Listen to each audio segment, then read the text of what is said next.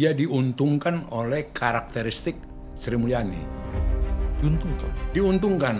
Apa itu karakteristik Sri Mulyani? Gila pajak, naikkan harga pajak. Selama ini kalau rakyat atau swasta punya hutang, kita menagih dengan disiplin, tetapi kita juga harus konsekuen.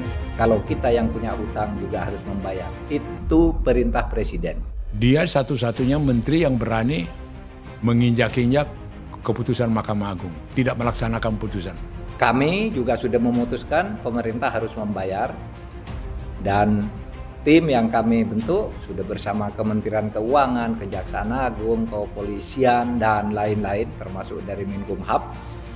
Itu sudah ada di situ memutuskan untuk membayar. Sadar atau tidak sadar, artinya yang dilakukan oleh Purbaya ini sekarang mau tidak mau menelanjangi apa yang dibuat oleh Sri Mulyani selama ini. Presiden Republik Indonesia telah menugaskan saya untuk mengkoordinir pembayaran hutang pemerintah terhadap pihak swasta atau rakyat. Ada yang secara teateral, spektakuler, karikatural. Dia didampingi oleh Heru Pambudi. Heru Pambudi ini adalah kesayangannya Sri Mulyani. Aturan Dirjen Bea Cukai Jaka Budi Utomo yang juga tim mawar tersinggung dong Bang. Loh iya. Jadi kasih tahu teman-teman bea cukai yang di pinggir-pinggir sampai bawah-bawah, saya akan mulai sampai bawah. Hati-hati gitu. Pelajaran pahit daripada bea cukai, institusi yang belum ada di Republik Indonesia ini yang pernah dinolkan, dinihilkan. Bea cukai. Lo coba jelasin, ini kan murid lu semua, kenapa bisa begini, coba jelasin. Ini langsung nanti PIB-nya kita cek, ini kan udah, ya. Jadi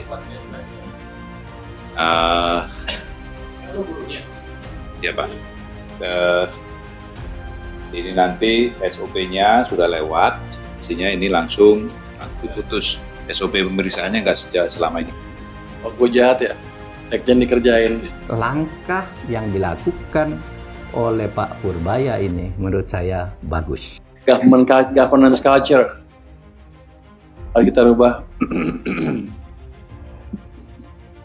Budaya organisasi lah, apapun namanya lu gagal lah. Kan dia mestinya bentuk corporate culture dulu, zaman dulu. Yang akan menekan dia seperti halnya menekan saya dulu itu adalah orang-orang besar juga. Ada yang dengan terang-terangan, ada yang mau nyuap, ada yang ngancam juga, saya ancam balik. Dari puluhan tahun aku diinvestigasi, hampir tidak pernah aku dengar ada menteri yang mengingatkan dirinya jangan korupsi. Mungkin ini akan berat, karena Pak Purbaya itu akan menghadapi, ini teman itu, ada yang jadi menteri juga loh, yang punya kasus itu. Oh ya? Kabinet lah, kabinet. Gitu loh, kita nggak mau matinya hati nurani ini diulangi oleh Purbaya.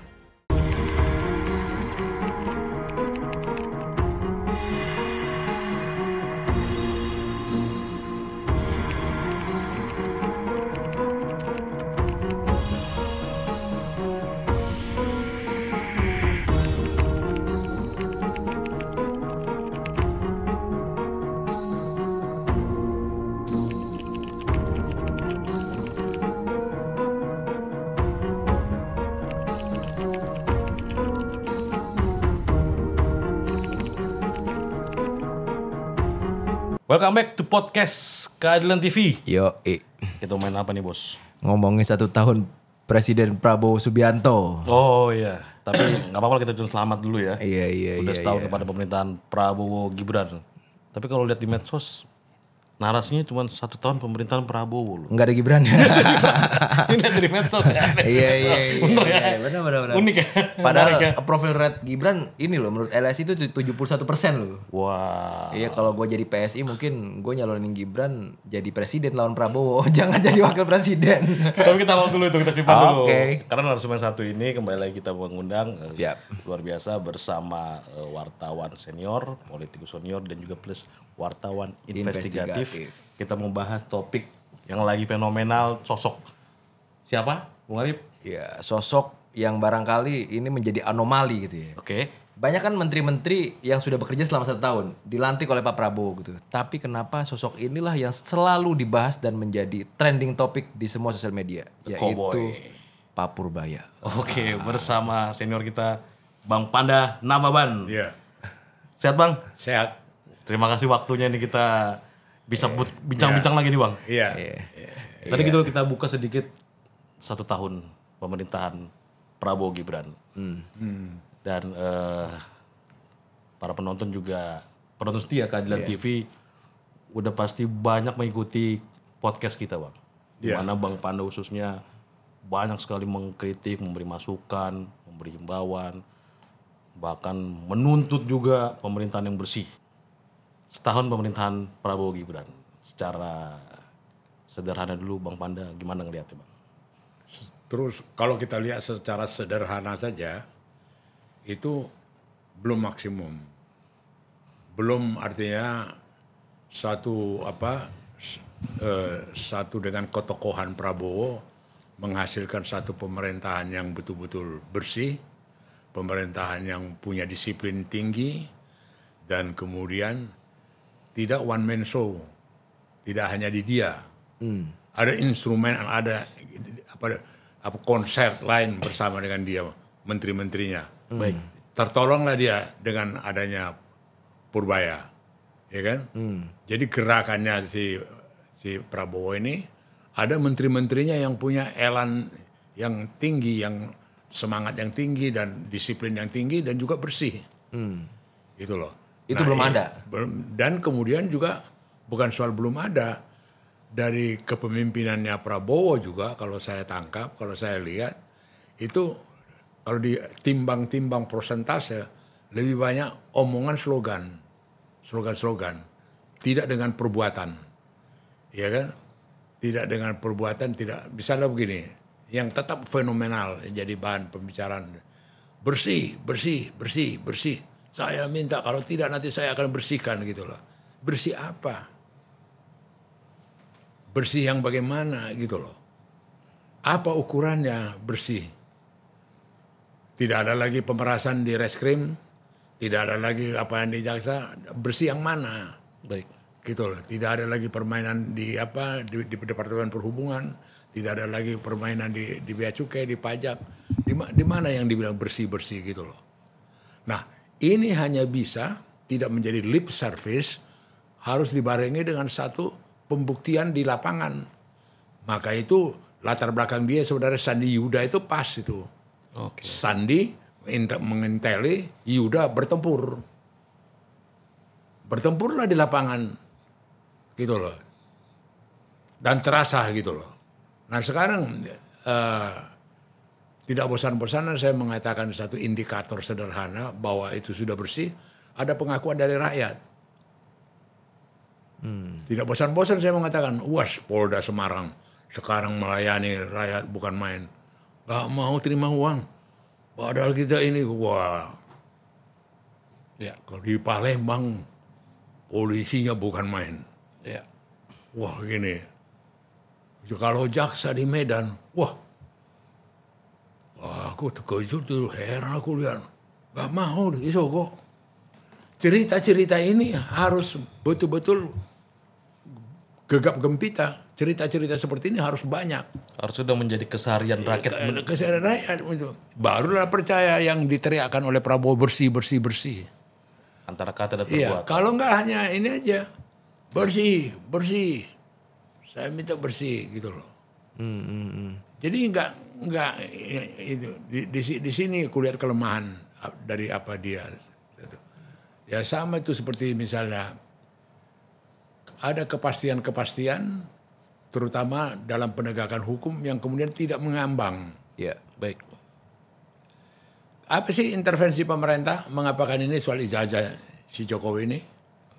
Termasuk juga ijazah anaknya itu. Fofo Fafa itu apa sih sulitnya? Diklirkan itu. Gitu. Kemudian apalagi sulitnya mengapakan ada geng Solo atau geng ini dan sebagainya. Dan juga mengenai menteri-menteri dia clear apa tak clear. iya, Itu satu hal yang mudah. iya. dalam perdagangan minyak makan kelapa sawit terlibat enggak sih Erlangga? Iya. Nggak terlibat, clear dong. Iya. Jangan lagi dikait-kaitkan dia. Gitu loh. Termasuk buronan Sylvester yang sampai hari ini belum ketangkep Bang ya? Iya, iya. Jadi ini ini maksud aku dalam hal ini kalau kita mau lihat suksesnya Prabowo, kita lihat dengan indikasi-indikasi yang kuat gitu loh.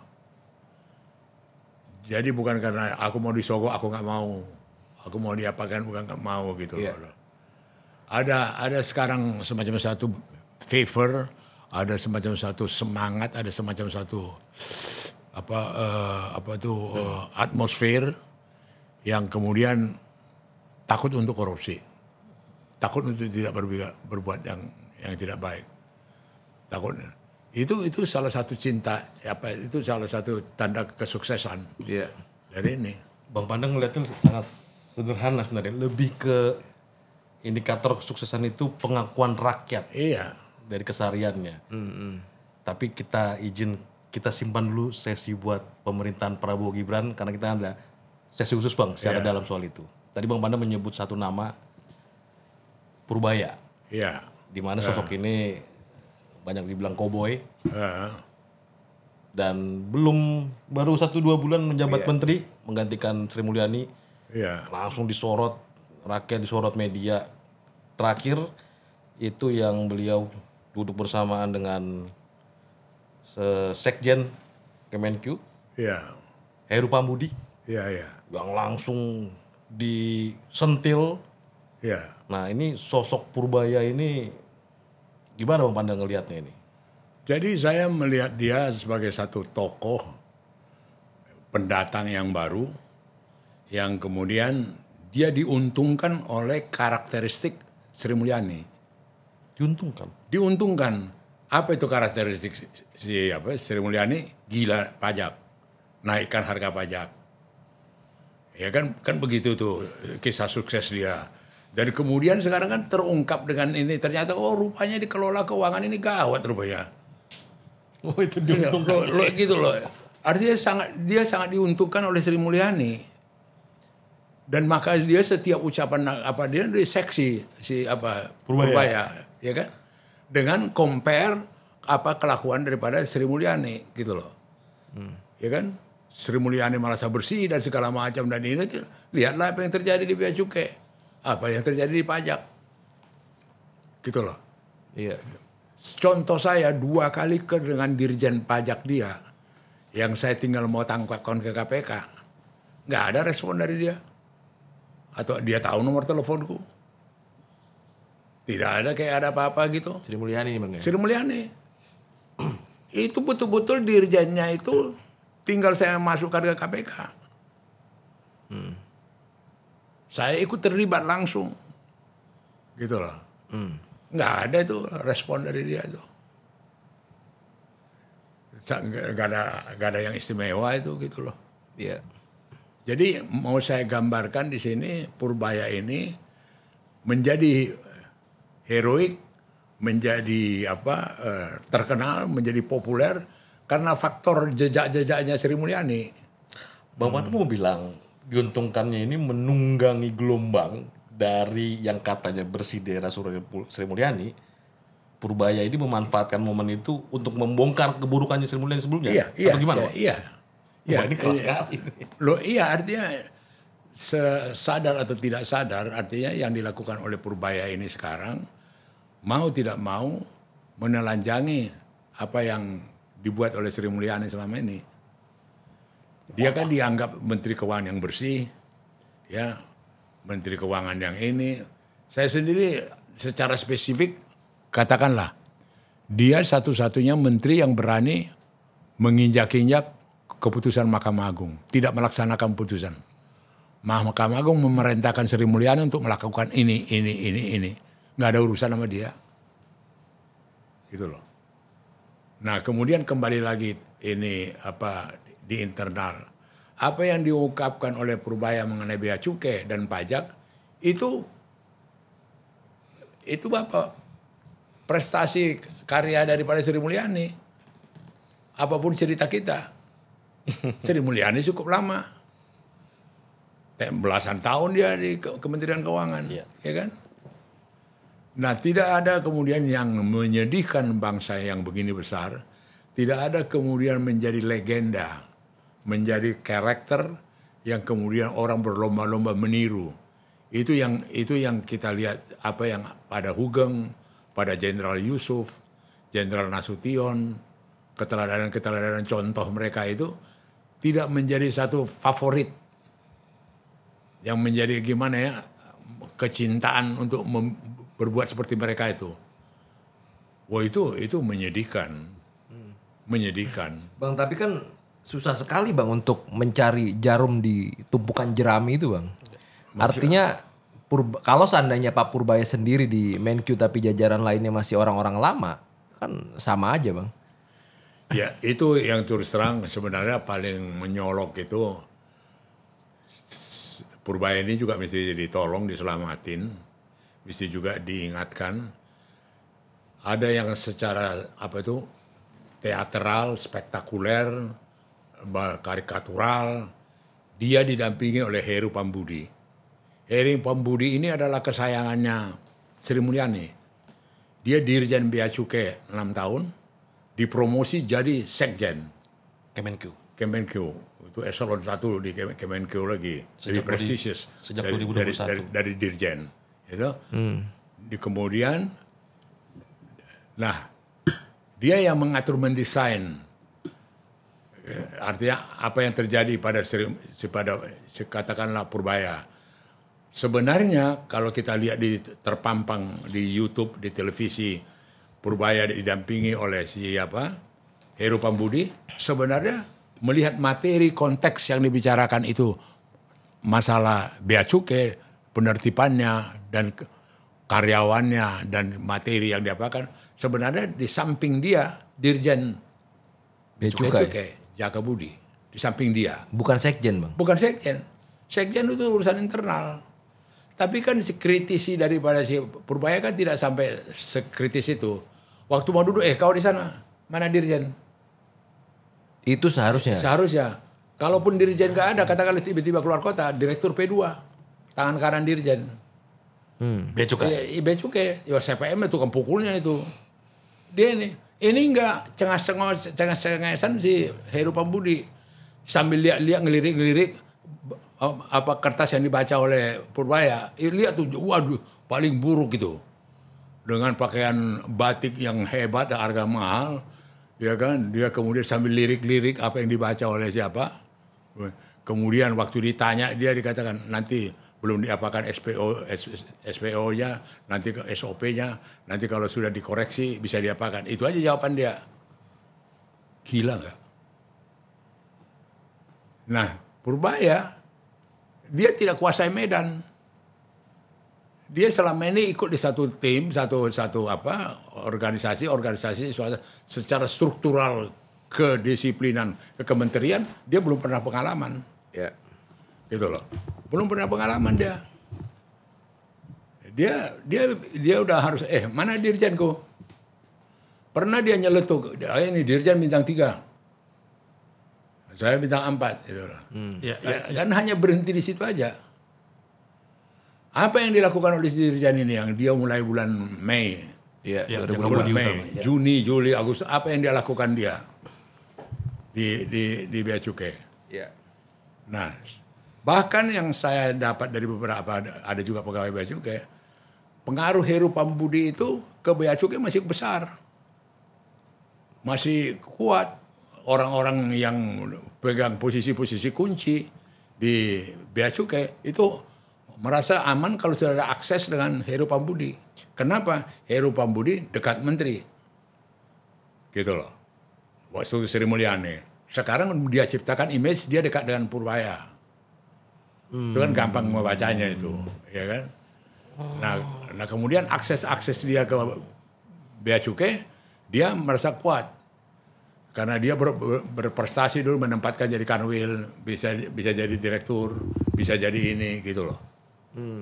Hubungan relasi di antara birokrat ASN ini, bukan main. Iya. Geng-geng di antara mereka itu bukan main. Kekuatan-kekuatan klik-klik di mereka itu kuat gitu loh. Aturan Dirjen Bea Cukai Jaka Budi Utomo yang juga tim Mawar tersinggung dong Bang. Loh iya. Iya itu yang saya bilang sama waktu Purbaya ke Tanjung Priok. Iya. Tangan kanan dia si Dirjen yang ke pers ngomong apa itu dia gitu loh. Dia sebenarnya bukan tersinggung lagi, sangat tersinggung. Ada apa kok saya nggak dilibatkan? Kok apa saya nggak diinikan? Iya. Menurut Abang Pak Purbaya sadar nggak Bang bahwa ini adalah mainannya Pak Sekjen atau memang ini adalah mainan Pak Purbaya yang Abang juga nggak tahu gitu? Artinya mainan Pak Purbaya gini, Pak Purbaya menyengaja di sampingnya ada Sekjen untuk akhirnya menelanjangi apa yang sudah pernah dikerjakan. Contoh misalkan kalimat dari Pak Purbaya ketika soal bea cukai, itu kan junior lu tuh, kok masih nggak beres kata dia kan. Udah lu jawab gitu. Apapun yang apapun ya cerita lu ya tetap gagal lah kata Purbaya bilang ke Sekjen gitu. Iya. Artinya itu kan ditelanjangi betul Bang sama Pak Purbaya Sekjen ini. Iya. Disitulah keberanian moralnya Purbaya kan.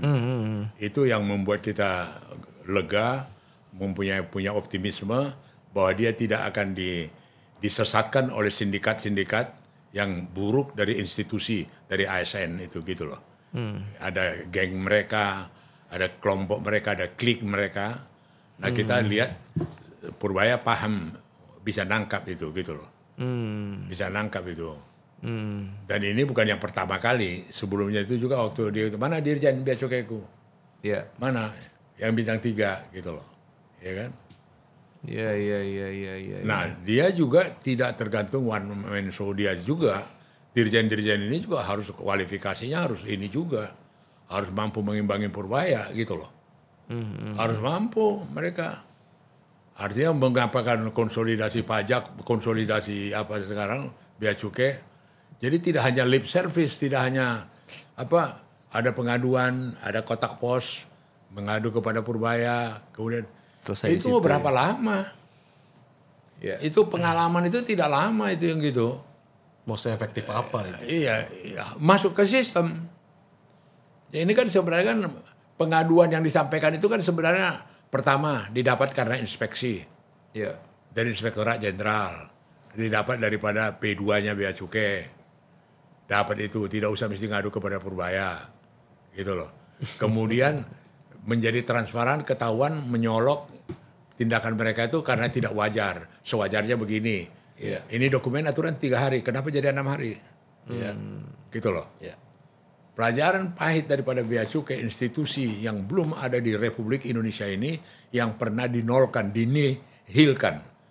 Bea cukai yang diganti oleh SGS, surveyor dari Swiss bekerja sama dengan surveyor Indonesia, mengganti peran bea cukai di pelabuhan-pelabuhan seluruh Indonesia. Iya. Wow, terakhir itu. Pegawai bea cukai pada saat itu kalau lihat media-media, mereka sampai harus pakai jaket. Malu diketahui umum dia orang bea cukai. Udah sampai ke titik nadir itu. Gitu loh. Ditempatkanlah kemudian satu jenderal yang qualified, setaraf dengan karakteristiknya seperti Hugeng dan bersihnya itu Tahir. Tahir itu dia yang menceritakan ke saya, kau mau berita besar nggak? Itu ada 8 kontainer di Priok lagi diperiksa, jenderal punya gitu ya. Kau bikin dulu berita sampai malu dia gitu kan. Iya. Kau bikin berita, nggak diurusi jenderal ini lagi, barang itu jadi barang tak bertuan, disita negara. Yeah. Wah itu Tahir hebat. Yeah, itu dalam buku autobiografiku aku tulis itu. Lahir sebagai petarung. Iya, itu konkret dia bersih Tahirnya. Iya. Betul-betul dia bersih. Di tahun berapa ini Bang? Izin 81, 82, 80-an. 80-an. Iya. Bicara Artinya nggak kuulangi sebenarnya udah pernah. Benny Murdani yang begitu powerful datang ke dia minta fasilitas, dia bilang saya tunggu arahan dari Pak Harto. Yeah. Ya saya kayak si Purbaya ini, apa kata Presiden saya kerjakan. Ali Murtopo datang juga. Ali Murtopo ini asprinya Soeharto. Iya. Jenderal juga. Dia bilang juga ke Ali Murtopo, saya akan laksanakan kalau ada arahan dari presiden. Nggak berani lagi datangin 2 orang itu. Iya. Tahir itu. Iya, dia punya karakter. Termasuk waktu abang kemarin datang ke acara Bea Cukai yang Kuafadis Bea Cukai itu, abang kan bercerita tuh bahwa ada saudara Soeharto yang itu bersih juga gitu. Iya. Siapa itu? Soeharto. Adik iparnya Soeharto. Dia orang Bea Cukai, dirjen Bea Cukai malah dari bawah, dari pegawai kecil biasa naik sampai ke atas itu. Rendah hati. Nah, adikku enggak. Padahal gitu loh. apa saudara penguasa waktu itu bang ya? Iya. Jadi kembali ke tadi dengan Purbaya, bahwa apa yang dia lakukan ini harus ditopang oleh dirjen-dirjen, direktur-direkturnya, gitu loh. Bukan Heru Pambudi, gitu loh, bukan kelas Heru Pambudi. Heru Pambudi itu sekretaris jenderal, bukan urusan teknis. Yang teknis direktur. Dalam hal ini Dirjen Bea Cukai, Jaka Budi. Iya, maka itu direktur itu direktif gitu loh. Iya. Nah kalau untuk bangsa penindakan segala macam ada institusi ini punya seperti polisi militernya, namanya P2, pemberantasan penyeludup. Direkturnya itu P2, itu tangan kanan dirjen itu. Iya. Gitu loh. Abang udah investigasi bang bahwa ternyata Heru Pambudi ini masih sangat kuat di Bea Cukai bang. Saya dengar begitu, malah dia masih cawe-cawe, masih punya orang-orang yang dianggap orang dia, circle tertentu orang dia gitu loh. Loh ini harus dieliminasi, kasih dia kesekjenan, urus kesekjenan, jangan campur-campur di Bea Cukai, jangan campur-campur di pajak gitu loh. Bisa saja kita dengan pikiran positif si Purbaya mau meluncur dia, mau mengapakan dia gitu loh. Kalau pikiran negatif. Iya. Kalau pikiran negatif gimana bang? Itu pikiran positif tuh. Pikiran negatifnya? Kalau negatifnya apa tuh? Ya cawe-cawe Heru Pambudi. Bukan saya Pambudi, sampai sejauh mana dia muka temboknya gitu loh. Sampai sejauh mana dia punya apa. Atau jangan-jangan lagi menyembunyikan sesuatu kali bang. Makanya harus ikut terus gitu. Iya. Pak Sekjen ini. Ya banyak yang menyebut reaksi netizen rakyat di video kemarin itu yang viral itu lapor Pak Purbaya itu sampingnya Hari Pambudi, banyak yang berkomentar tugas berat sebenarnya membersihkan Bea Cukai ini. Iya. Karena ini udah sistemik. Udah tahun menahun gitu. Ini tugas berat buat Pak Purbaya.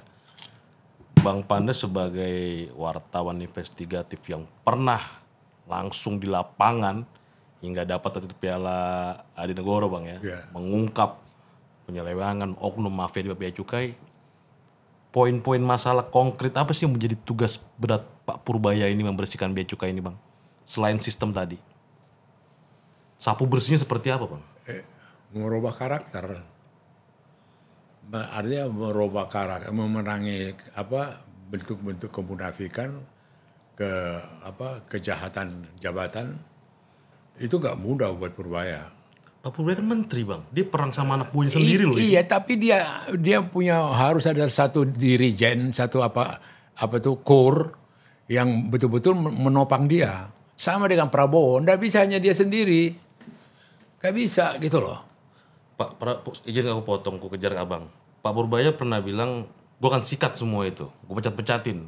Belakang gue backing gue presiden kok. Betul, tetapi di dalam ucapan di permukaan itu harus ada penjabarannya. Betul, setuju. Harus ada penerjemahannya. Setuju. Ada satu orkestra, ada satu dirijen dia yang kemudian melaksanakan itu. Gitu loh. Ada orang Purbaya di Medan. Ada orang Purbaya di Surabaya. Jangan main-main, di Makassar juga dia punya orang. Gitu loh. Dia tahu masalah di Manado karena memang dia punya orang di sana. Jangan coba-coba di Palembang juga.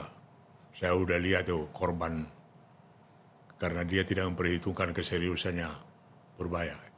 Ini bukan angan-angan teori. Memang ya mesti begitu. Mesti begitu, yes. Mesti begitu. Placement orang-orang ya.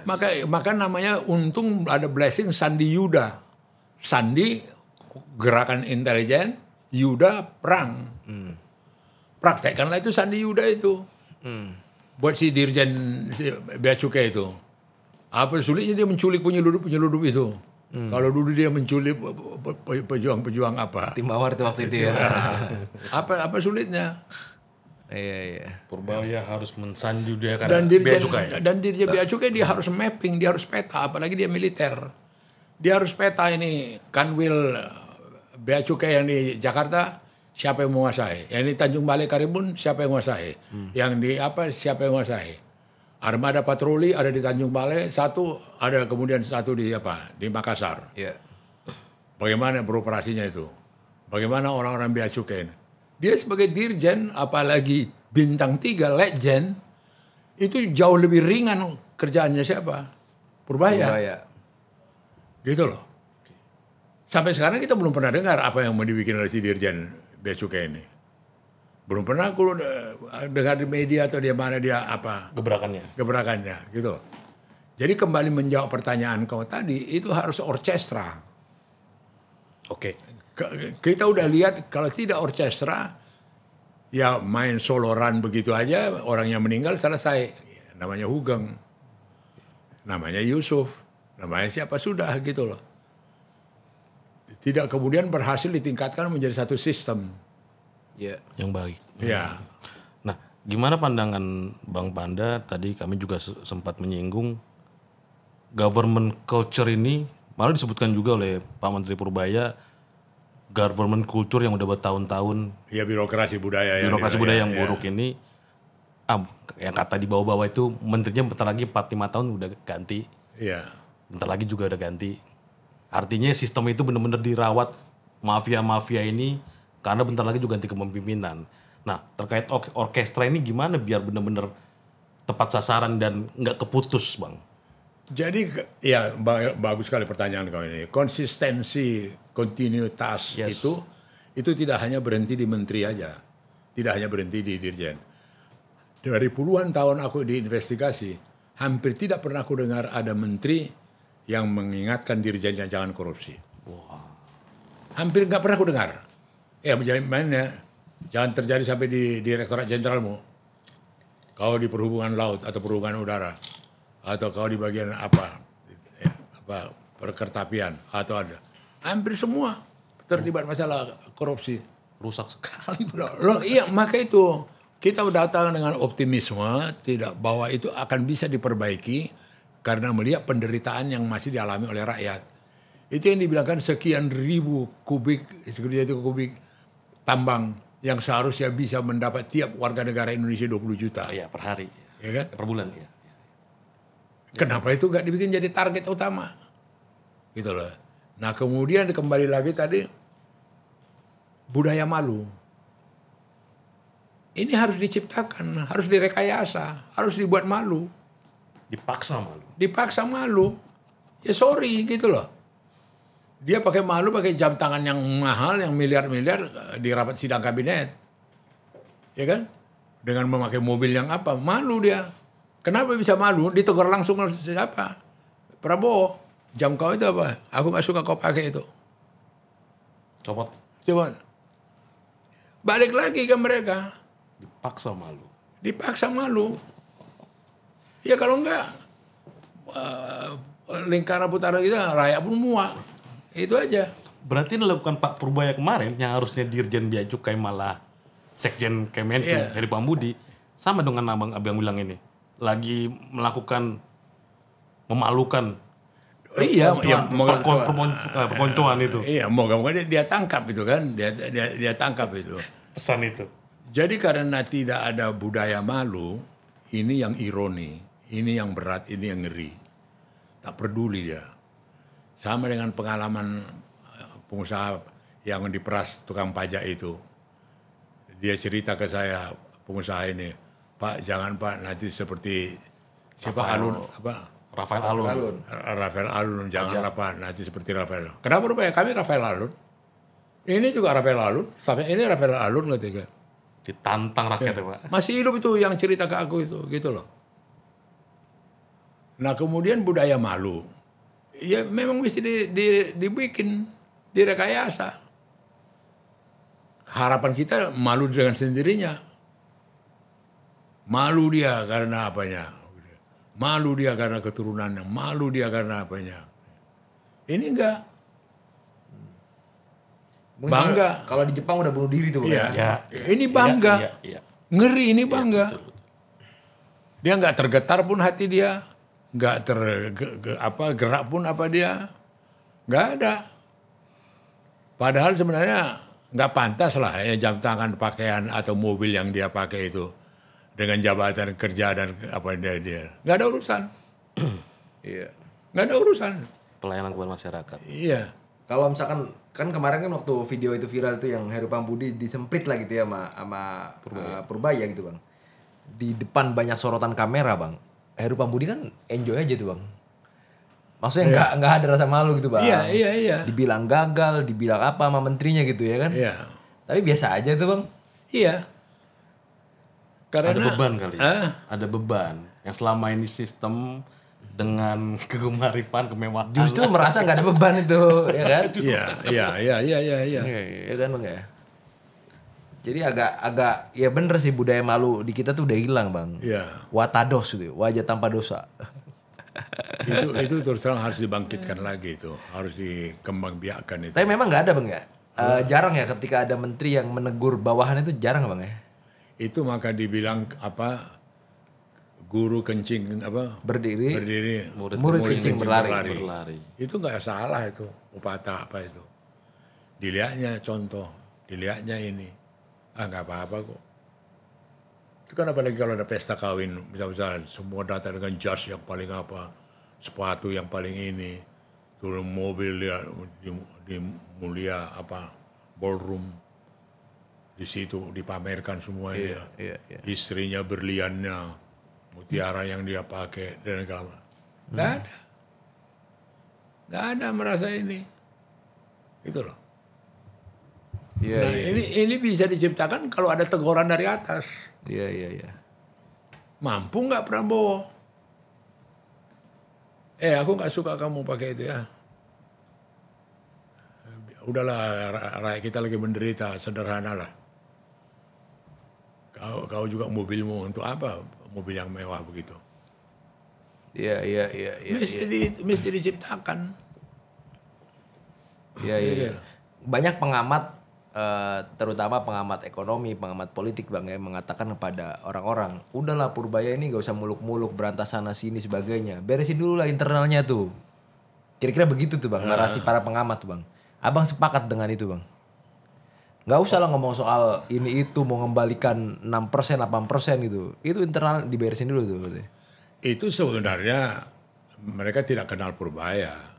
Bahwa tidak parsial serpihan begitu. Dia satu kesatuan. Dalam totalitas tindakan dia yang mempunyai dampak ke internal, ke eksternal, ke partner kerjanya segala macam. Itu sebenarnya kalau melihat keberadaan dan sepak terjangnya dan actionnya, itu sebenarnya nggak keluar komentar begitu. Nggak bisa, ntar ya gue urusin pajak dulu juga ya. Ya kan? Dia juga harus jawab. Seperti contoh misalnya, banyak terjadi kepala-kepala daerah itu mengalami internal yang paling sulit dari dulu, yaitu pendapatan asli daerah, PAD. Iya. Itu paling sering dikorupsiin. Betul. Ya. Bahkan kepala daerahnya, gubernurnya tidak mau ambil risiko, disimpan uang di bank. Ada bank pembangunan daerah, ada bank Batam, ada bank apa gitu. Ini yang betul-betul digebrak dia. Iya. Lagi rame itu. Lagi gebrak. Artinya waktu datang gubernur datang ke tempat apa dia itu, kamu ngurusin keuangan daerahmu kayak apa? Ini datamu semua keluarga. Iya, kayak apa ngurusin daerahmu? Itulah sumber yang kemudian gak mau ngambil risiko karena nanti diperiksa KPK, ditaruh uangnya di bank. Nanti kalau diperiksa lagi sama BPK, ada uangnya. Apalagi. Padahal maunya Purbaya uang itu pakai ke rakyat dong. Iya, diserap. Iya. Itu loh. Jadi tidak ada yang kulihat yang dalam totalitasnya. Jadi apa-apa kebijakan yang dia lakukan ini asal itu menjadi satu orkestra, satu instrumen yang betul-betul berjalan tanpa ada pengkhianatan. Gitu. Bang, kita kan kalau main, Bang Jerry mungkin pemain band ya, bisa main gitar, bisa main drum gitu Bang. Kira-kira gini, Pak Purbaya ini sebagai pemain musik Bang, ya kan instrumen semua ada di Kemenq Bang, ya kan. Menurut Abang instrumen yang ada di Kemenq yang ditinggalkan Bu Sri Mulyani ini instrumen rusak yang harus Pak Purbaya benahi, atau instrumen yang tinggal Pak Purbaya pakai aja karena udah oke semua gitu? Wah, malah rusak lah. Nah, indikatornya gampang kok lihatnya. Lihat aja institusi pajak. Lihat aja apa yang terjadi di bea cukai. Itu ya kasat mata itu. Itu bukan satu legendaris atau satu kemudian fenomenal percontohan yang tinggalkan Sri Mulyani. Ya enggak lah. Berarti berat banget dong tugas Pak Purbaya Bang? Berat sekali. Selama ini si Sri Mulyani klise. Artinya dia cantik di permukaan segala macam. Soalnya kan alasan dia naikkan pajak gitu kan. Pajak kan maksudnya untuk apa gitu loh. Bukan dia bongkar dari awal, dia rehabilitasi, dia perbaiki, dia apakan. Enggak. Dan tidak ada kuliah seperti bagaimana kritisnya menghadapi para gubernur yang dilakukan oleh Purbaya itu. Tidak pernah itu dilakukan oleh Sri Mulyani. Ya. Ini spektakuler ini yang dia lakukan kepada dia. Aku bantu kau gubernur, aku kasih tapi uang yang udah sama kau udah aman nggak? Udah beres nggak? Ya. Wah itu dahsyat itu. Udah beres nggak yang uang yang kamu ini? Udah berapa triliun kau pakai APBD? Udah berapa? Bantuan dari pusat sekian berapa? Itu termasuk ke jantung akar masalah. Iya. Dan itu side effect-nya itu gede banget. Iya, berlipat ganda. Ya kan? Tinggal sekarang Mendagri. Ya kan Mendagri Tito dia lihat di gini gubernur aku ini pun join sama siapa? Purbaya atau against. Iya.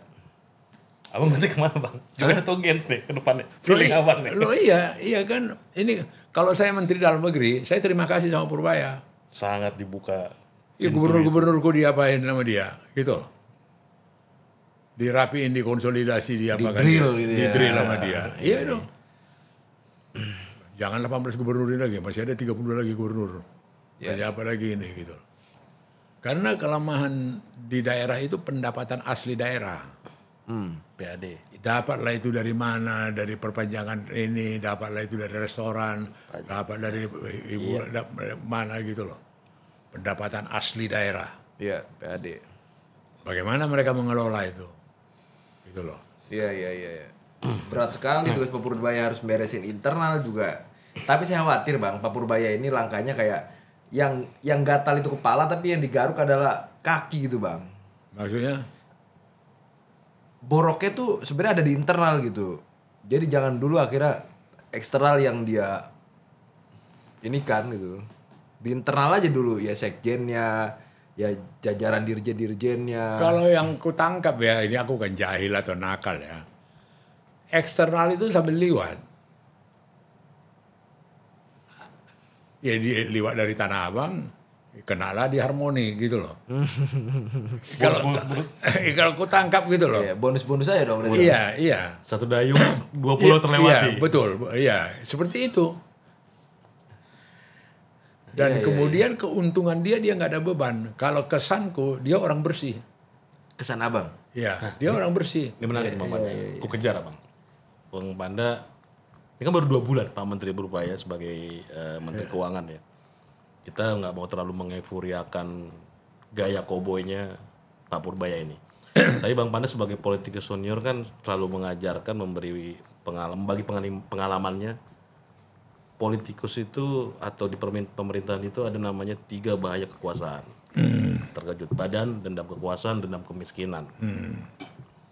Gimana kita sebagai masyarakat, sebagai ya pengkritisi mengkontrol lah Pak Purbaya ini agar tidak terkejut badan, terjebak 3 kekuasaan itu. Jadi gini ya, banyak kali catatan referensi kita. Kalau pernah dengar Insinyur Sutami, Menteri PU, dialah yang bikin bendungan, dialah yang bikin bendungan yang apa di Cianjur bendungan apa? Jatiluhur apa? Jatiluhur. Jatiluhur ya. Ya bendungan Jatiluhur Iya, ya. iya.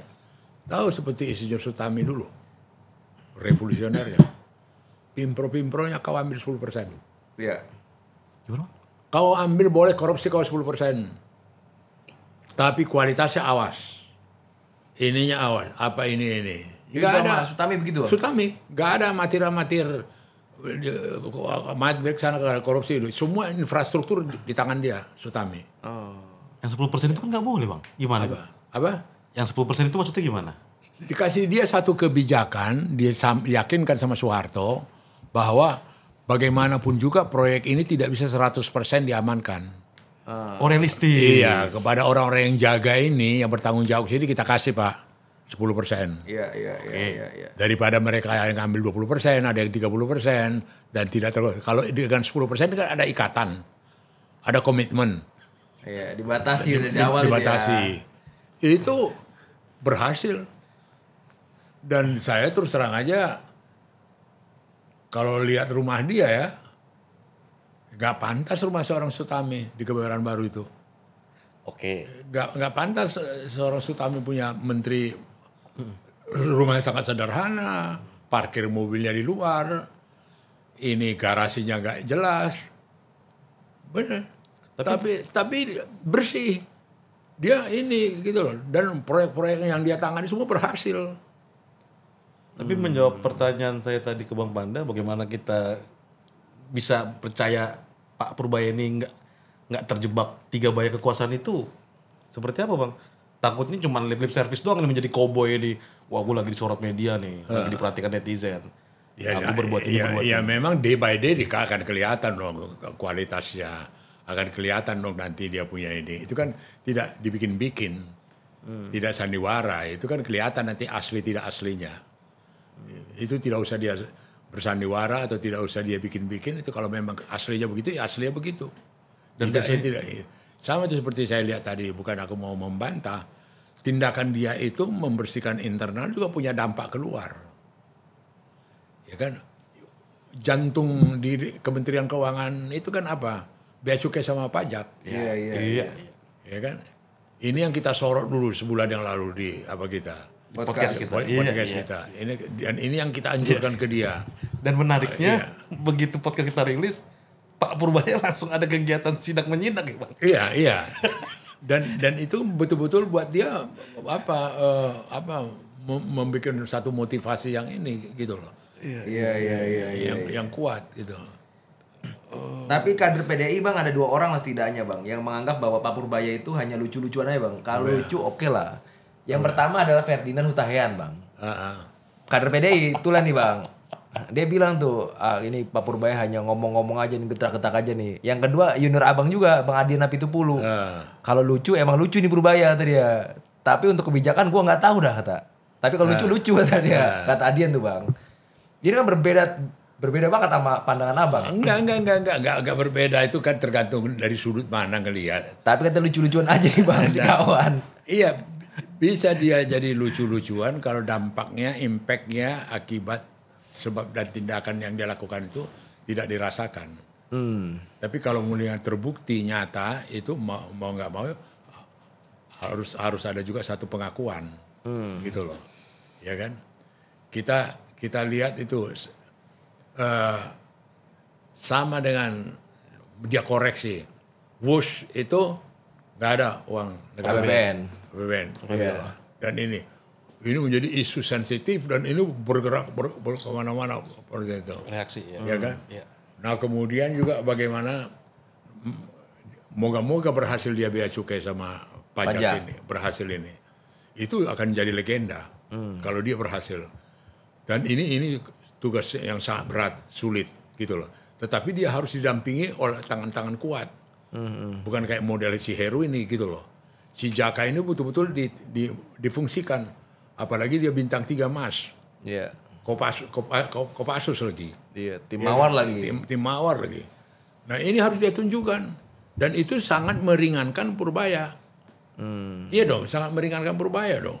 Jadi aturan si Jaka Budi dengan Purbaya bisa join lagi tuh. Iya. Betul-betul gebrakannya itu terasa di Tanjung Balai Karimun, terasa di Belawan, terasa di berpikir orang di di Surabaya, belum lagi di Tanjung Emas, Semarang, belum lagi ini. Wih, Jakabudi punya gerakan. Itu. Iya, karena setidaknya Jakabudi dan Purbaya ini kalau misalnya kita anggap klaim, ini klaimnya adalah orangnya Pak Prabowo bukan orangnya Pak Jokowi, Bang ya. Iya. Karena dilantik zaman Pak Prabowo maksudnya. Iya, kita mengharapkan ada kebanggaan dikatakan orangnya Prabowo. Kenapa? Iya. Karena punya karakter, karena bersih, karena berani, Iya.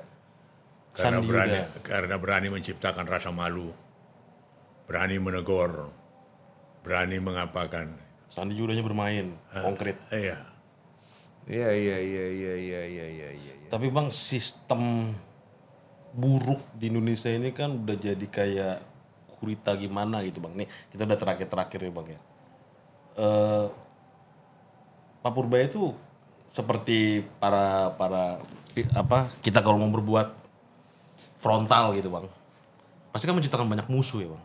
Apa ya? Iya, Pak Purbaya ini kan omongnya Pastinya. ceplas-ceplos gitu, koboi gitu. Terus? Pasti kan akan menciptakan banyak musuh kalau dia benar-benar ingin membersihkan bea cukai, pajak, rokok ilegal. Tapi itu musuh itu risiko itu.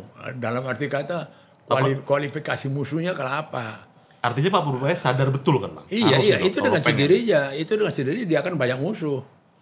Akan banyak yang mengapa dia, mengintip dia. Melihat tingkah laku istrinya, kayak apa anaknya. Iya. Loh iya bagaimana ininya, itu ngintip semua itu. Iya. Bagaimana ini ya. Dan dia sadar itu. Nah karena dia, ini balik lagi bukan aku yang ikut omongan Kiai. Karena dia yakin diridoi, karena dia yakin tulus, ikhlas yang dia kerjakan, dia diridoi. Kalau sudah diridoi, itu including diamankan, dijaga, dibimbing. Itu aja kulihat. Iya. Tidak ada yang dikhawatirkan. Itu artinya dalam pengalaman aku sendiri, dalam karier jurnalistikku, nggak ada yang saya khawatirkan. Iya. Waktu orang pergi semua ke Losarang, dihancuri basis NU, gua datang ke sana. Iya. Nggak ada yang saya khawatir mati. Iya. Mereka pulang semua tokoh-tokoh NU, aku sih itu tinggal. Gitu loh. Karena yakin diridoi, Bang. Iya, yakin diridoi. Ini pun aku yakin Purbaya diridoi. Bahkan udah dinotis Bang sama Mahfud, Bang. Mahfud MD tuh ngomong, Pak Purbaya kelak akan bertemu dengan temannya yang harus dia sikat gitu loh.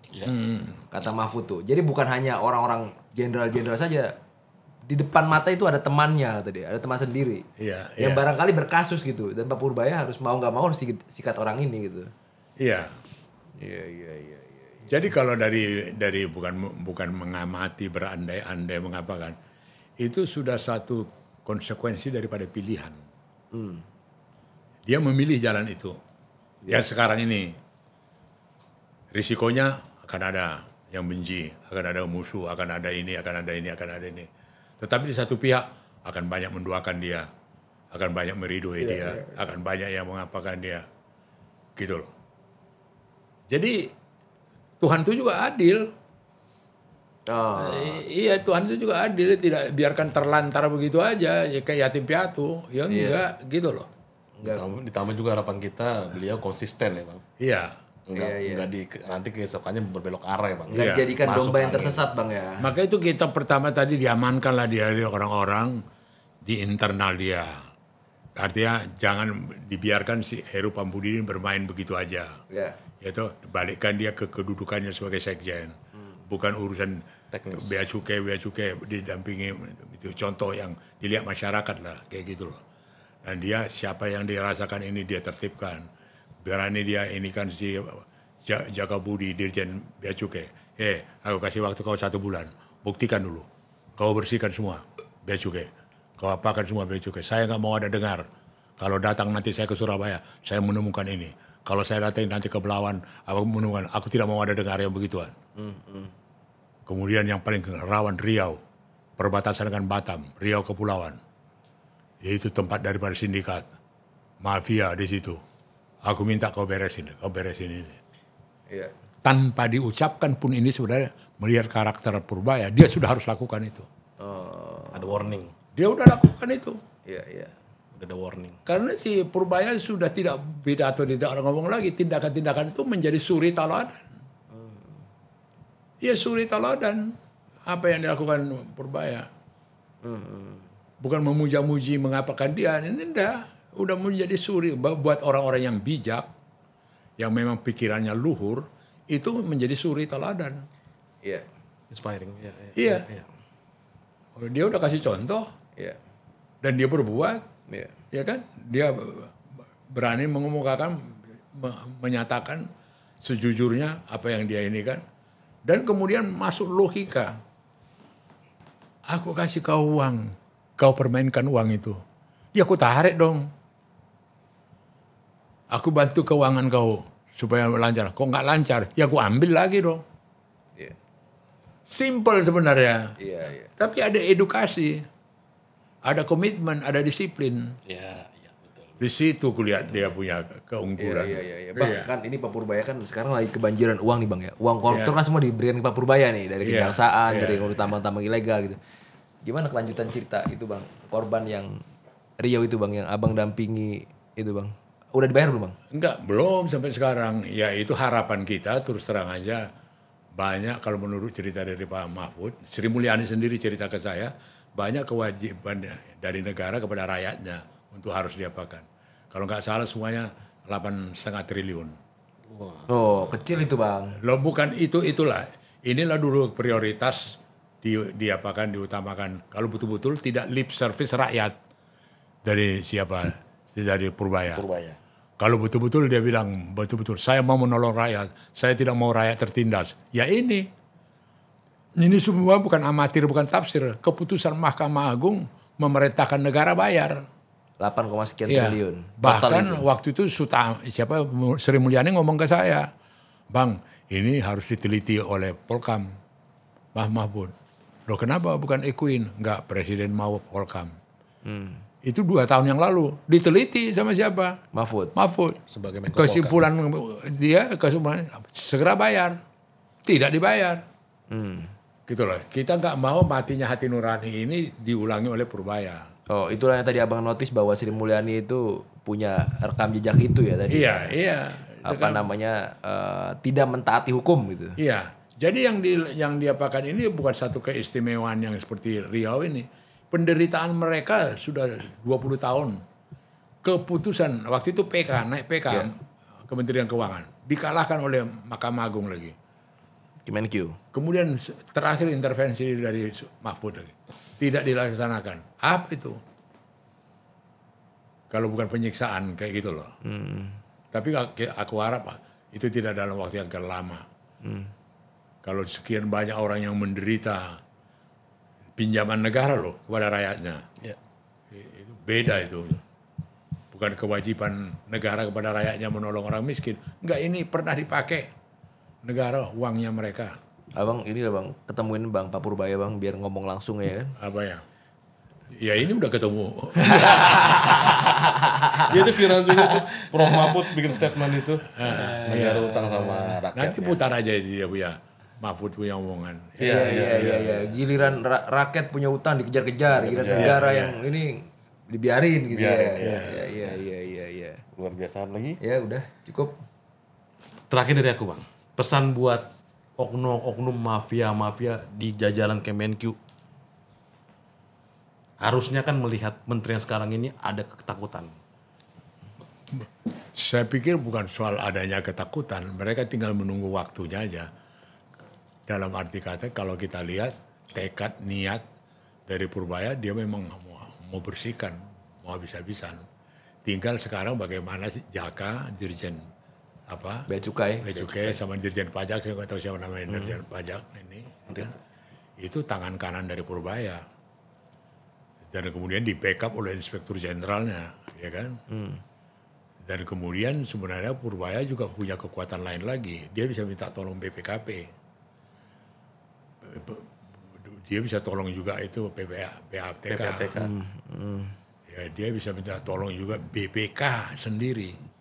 Instrumen-instrumen dia untuk membersihkan ke dalam banyak sekali. Atau kejaksaan, polisi terserah Bang. Iya. Bisa Bang KPK. Iya. Iya. Jadi Artinya dia udah on the right track ini sekarang. Ya. Sudah dalam rel yang benar ini sekarang. Tinggal sepak terjang dan segala macam ini. Konsistensi. Nah, kita seperti kita punya kewajiban moral untuk mengingatkan, hati-hati. Sekelas ini, hati-hati. Ini bisa menjegal. Hati-hati, ini bukan mendukung ini. Gitu loh. Sama itu penampilan dia waktu memberikan lapor Purbaya, nomor telepon itu. Itu sebenarnya etape tindakan dia yang terukur, yang seharusnya harus diamankan. Oleh siapa? Dirjen Bea Cukai, Dirjen Pajak, bukan oleh Heru Pambudi. Gitu loh. Itu aja salah satu indikator itu ya. Gitu kan? Karena itu poros salang dari satu permainan dia, gitu loh. Ya kan? Kan dia katakan nanti minggu depan aku datang. Aku akan berhenti culik, aku akan apakan, tak peduli aku. Biar di ini. Pecat. Iya kan? Itu. Nah, what next? Itu nggak jadi lip service kayak gitu. Iya, jangan berhenti. Iya. Itu aku berharap optimis dia sudah memenuhi beberapa persyaratan, dia memberikan contoh. Dia buktikan dalam perbuatannya. Dan kemudian ketulusannya gitu loh. Dan tidak ada konflik of interest. Ya kan? Itu aja. Dan dia juga santun kepada ini ya. Nah, tinggal Prabowo sekarang. Prabowo yang punya pembantu menteri-menteri seperti itu, dia lihat kualifikasinya dong. Kalau di mata aku ada kelas seperti Amran. Sekarang Purbaya gitu loh. Nah, saya nggak tahu lagi kelas menteri-menteri yang lain lagi. Yang bisa diandalkan dia. Ya kan? Amran ini bisa jadi teladan, jadi contoh dari menteri-menteri yang lain gitu loh. Demikian juga nanti Purbaya gitu loh. Itu aja. Siap Bang. Luar biasa. Paten sekali podcast kali ini. Kulas habis tentang Menteri Keuangan yang baru, Pak Purbaya Sadewa. The Cowboy kita. Terima kasih Momen dan Papan. Luar biasa. Dan buat teman-teman silakan kirim komentar dan juga jangan lupa subscribe Keadilan TV. Jangan lupa kita ada next podcast bersama Bang Pandan dan Baban membahas satu pemerintahan Prabowo. Terakhir, salam persatuan Indonesia. Merdeka. Ya.